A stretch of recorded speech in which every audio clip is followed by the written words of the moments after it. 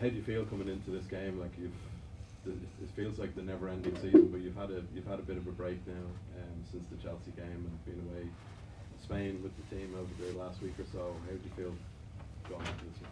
Yeah, I feel good. As you said, we've had a break, and I think we've looked really good coming back. I think fitness-wise, we're in a really good space. We just need to obviously get that sharpness, which will go up to speed pretty quickly. But no, the overall group is feeling really good. And the fact that it's a landmark game for an Irish club, does it feel slightly strange though that it's coming so early in the new season, if you get me?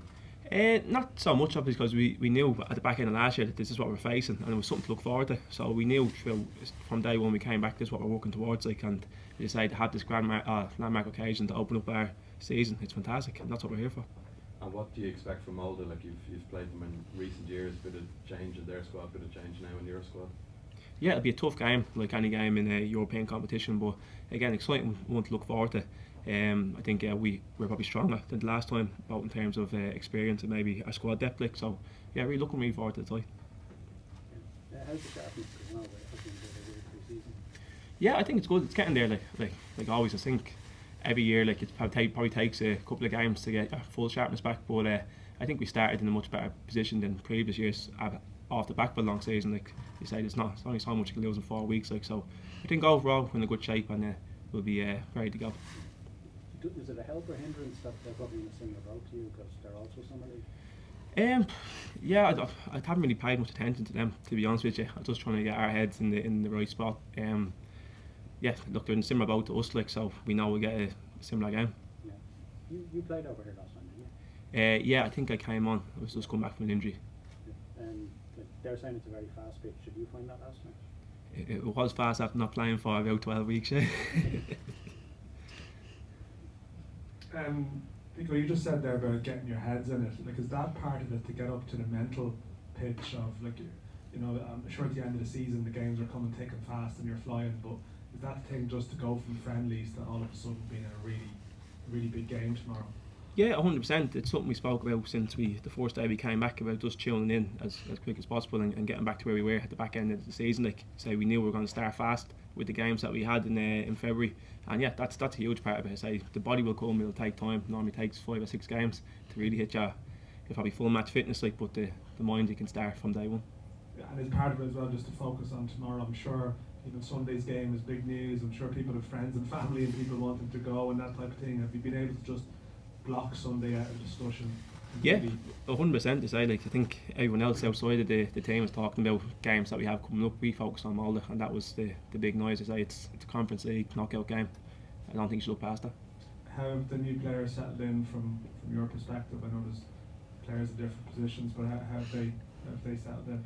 Yeah, really good. I think they've been great additions to the squad. Like, all great people, obviously really quality players. Like, but their personalities just fit with the group, and say like they're here to learn and here to improve, and that's only good for us for competition. How's Michael getting on? Have you been against him in training as a sort of a 16-year-old with a reputation? Yeah. Look, Michael is you can see potential already. He came in day one, like physically he's there already. He's a man, and then he's very intelligent in his movements. Like, we've had a good sort of rook up together already. Like, but yeah, look, he's been amazing. He's got his head down. He wants to learn more, and yeah, you can see that he's ready.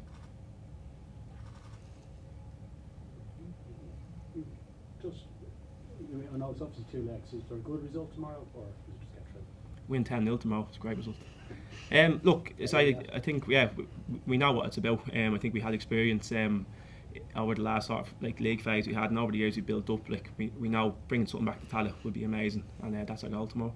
Yeah, like, have you thought much about, like, it's already unprecedented to be here, but you could go further? So. Yeah, look, I think we dealt with that really well at the back end of last year. Like, we sort of recognised we have a big European game to come back in February, and the goal wasn't to stop here. It's like, right, we know what's coming. Let's be ready for it, and give it all our best.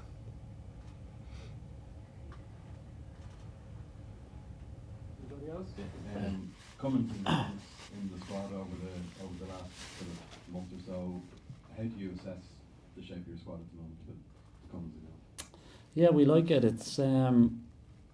It's something that we've been looking at for some time, in terms of we were well aware that we would lose certain bodies, and we had our targets pretty early on as well. So it's something we've been working on for quite some time. I think I like the fact that it's been really freshened up the group. We were mindful of that 2 years back, maybe 3 years back.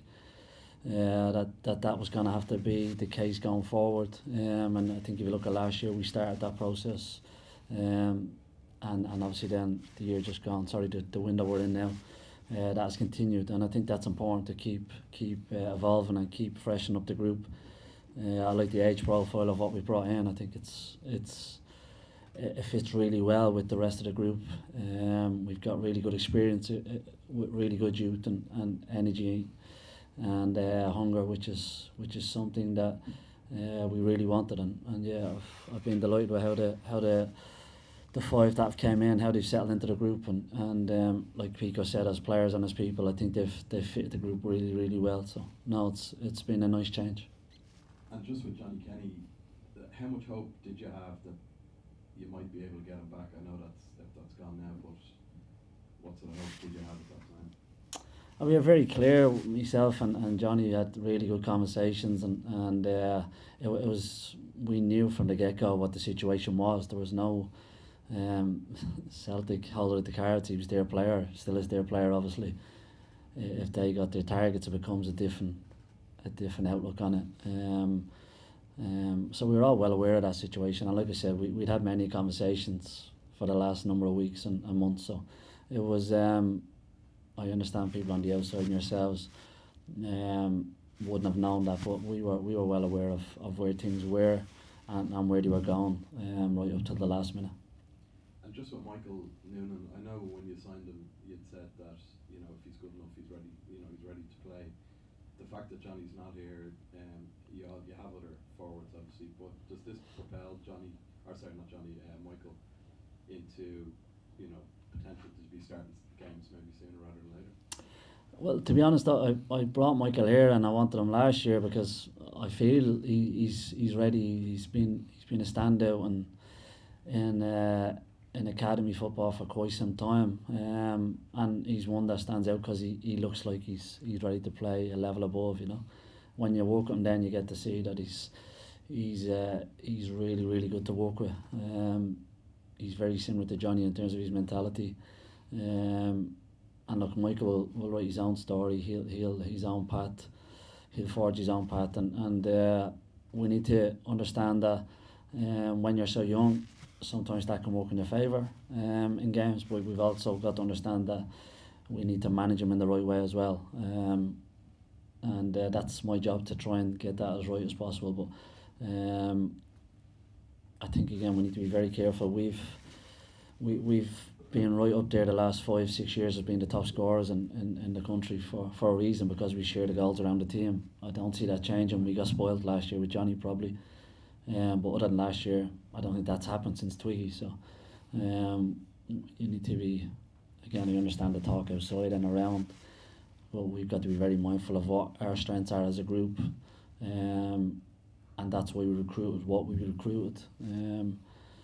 And that's why we didn't fight to keep certain players as well, because like I said, we've been right up there in terms of chances created, goals scored, XG is right up there, so I don't see that changing much. I think Michael adds to that definitely. Is there anyone out tomorrow? Dara Nugent is out. Dara got a bad bang in Spain. Him and Gary O'Neill collided. So he has a little fracture above his nose and eye. He has a couple of fractures, so he can't play till he gets a mask. We're hoping he gets that tomorrow, hopefully. We've been trying really hard to get it for tomorrow, but it won't be in time. So we're hoping we'll have it when we go home.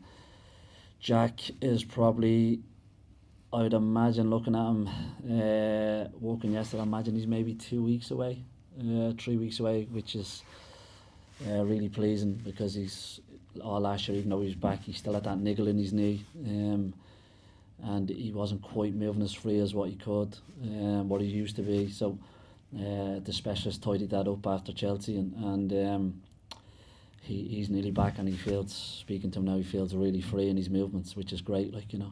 Who else? Trevor has a knock which again we won't risk being so early in the year. We won't risk him. And then other than that, I think we're okay. And just like Paul was talking about goals, and how big a signing can Danny Mandrea be, or just keeping him? Yeah, I think he's one of the best pieces of business we've done in a long time. To be honest with you, I think when Danny came home last year, he was off the back of not playing for a long time, and you could see that. You could see he was fighting to get up to speed. You could see he was fighting to get his rhythm and get in that flow. But what you're seeing now is the Danny before he left. I think that's exactly what we're seeing. I think we're seeing someone who's really hungry to score goals, someone who knows he can trust his body again, he's fit, and as a player, that type of player, you can't underestimate how important that is. So keeping Danny fit, keeping Danny in the pitch, and I've no doubt he scores goals for us. Like I've always said, we share the load on goals, we always have. And the year Danny left, I could be wrong the number, I think it was in around 15 he was at. So we know he scores goals, and when his body allows, and right now he's in a great place. Could he be a striker this year? He's always played that role for us, Danny. He's always played that one, but we've given him a little bit of freedom. Yeah, again, if you look at the year that he left,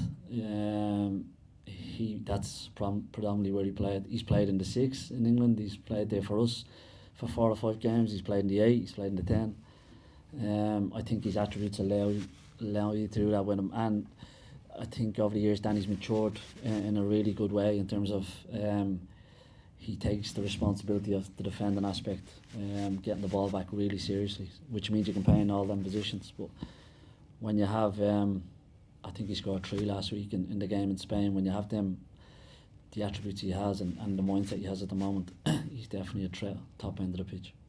Just last one for me. It's been a different pre-season. Traditionally, the results aren't. They pick up as the season goes on. Have you done anything differently to start fast? No, we've actually probably done the opposite. To be honest, we haven't played any games. We played a half against Kerry and won 90 minutes, and the thing behind that is we need to look at the bigger picture, the season as a whole. We obviously had a really long season last year, which again is what we want. No complaining, but something had to give, and for us was the amount of pre-season games. What comes with that is that sharpness, but we know we get that. We didn't want to try and peak for this game or Sunday and then blow up in a month's time or 2 months' time. That's not what it's about. So yeah, we obviously want to start better and have more points on the board. There's no doubt about that. But I think that can be fine margins as well in terms of winning and losing games, especially early on in our league. I don't think anyone could call a result in our league in the first sort of 2 months. That's the way it's always been. Hey Stephen, just following up from people who asked earlier, I mean, with what you're saying there about the preparation, does it help that you're playing a team who are in a sort of similar situation and even have a new manager, so they have, they're sort of finding their rhythm maybe as well? I'm not sure, to be honest. All we've seen of Molde is their pre-season games. We've seen them against Pats, AOK, Hammarby. We've seen them games, but you see their principles in them games, and you see what they're trying to do, both offensively and defensively. You see where they're strong, but it's very, very hard to get a read on teams in pre-season because you don't know what their workload has been leading up to them games. We played 2 games on last Friday, and we'd had double sessions for the whole week, so you're going into the game mentally and physically fatigued. So it's a false reading really on what your performance is, and I'm sure Molde did something very similar in their games. I'm sure they had a heavy load leading up, so it's very hard. What we do know is we're going to play against a good team. We know that you can see their ideas are pretty clear and what they're trying to do and how they try and hurt you. So we know we're playing against a good team, and we've got to be ready for that. We've got to be ready for that quickly, because in these games, on these pitches, and against good players, if you're not at it physically, mentally, the game can get away from you very quickly, and we've got to make sure we're ready. Just on some of the winter business, and I think with Johnny and Neil, it was always felt it was at your hands, I guess. But what about Dara Burns? Was that a slightly surprising one, that he's not around? No, I think, like I said, Dara was great for us. I have a good relationship with Dara. I have no issue there whatsoever. Players make decisions. You've got to respect them. But us as a football club, we also made a decision regarding that. and we've got to understand the parameters in which we work. We've got to respect that. I've got to respect that from the board's point of view, and I totally understand that and get it. And we've got to be sensible, you know. This is a football club that I've only got a loan of, and when these guys want it back, or I've got to make sure it's given back in good hands. So that's about being responsible and making sure we do our business right. And myself, Stephen, and John Martin had good chats around that, and we're very, very comfortable in the decision we made. And again, look, I wish Dara the best. You got to respect his decision. But like I said, us as a club, we've got to think of the now, obviously, but we've also got to think of the future as well. Just in terms of, you mentioned Darren Nugent being there as well, what are your sort of wing back options like for tomorrow? Because you've mentioned a couple of players who either left or injured. Or, you know, I know Josh is obviously there, but is that an area you're looking at few options? In terms of bringing in, or what we have? Well, in terms of what you have here, in terms of tomorrow. Yeah, no, what we have, we're happy. The reason we haven't, we're looking at a couple. We knew Neil. I had good conversations with Neil, and when that offer came in from Barnsley, I knew he was going to take it. So I knew that fairly early on. If that one hadn't come in, I think he would have stayed, to be honest. But when that came in, I knew that's the one he wanted, which is fine. So we looked at our options there with Danny in the building already. Danny Grant, we were comfortable, and then Corey's a year down the road. We really liked what we seen with Corey last year, and young Victor is ready.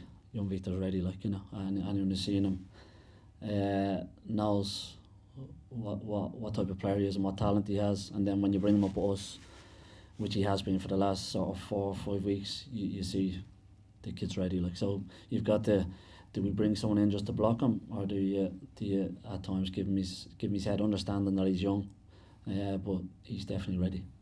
Just to go back to Michael, like obviously there's a lot of hype around Mason Melia the last week. It's been a big talking point in Irish football. Is that a good motivation for Michael too? You know, like, I'm sure he wants to be that player as well, to make those type of headlines as well. No, I don't think it's anything. I don't think Michael will look at it in any way, shape or form. I don't think he's that type of character. I know he's not. When you know him, Michael's focused on Michael. Mason's path is his path, and we wish him the best with it. And it can be a positive thing for the league. But Michael will be Michael. He'll like I said, he'll write his own story. He'll forge his own path, and that'll be different. That'll be Michael's path, and we've got to make sure that we help him on that. We've got to make sure we develop him. We expose him when we feel it's time to expose him. We guard him and put him under cover when we feel it's time to do that. And then when it's time to let him go, you let him go. And that's going to be our task with Michael over the next sort of 3 years, and that'll be the aim. But like Michael, when you know him, he's not looking over the garden fence. He's not looking at anyone else other than him. He's for someone so young, he's a very, very focused individual, you know, and it's one of his biggest strengths. Is he ready to be exposed across the next week? I think Michael's ready to play. I think he's ready to play. I thought that before I got him in, before I worked with him. From meeting himself and the family and having good conversations with them, I had that feeling. Sometimes you know when you're speaking to younger players where their heads at and just little things they would say or do, and I always felt Michael was in a good place. And then when you get him in and work with him, he's ready. He's ready to play, I've no doubt. But again, it's not. We got to be very careful as well. It's not.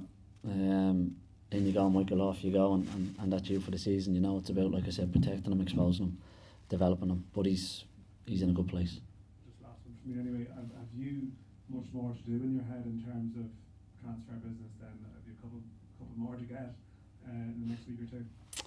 No, we're really comfortable with where we are. I understand people on the outside looking at the squad and players left. We were quite aware of what we were losing and what we were bringing in.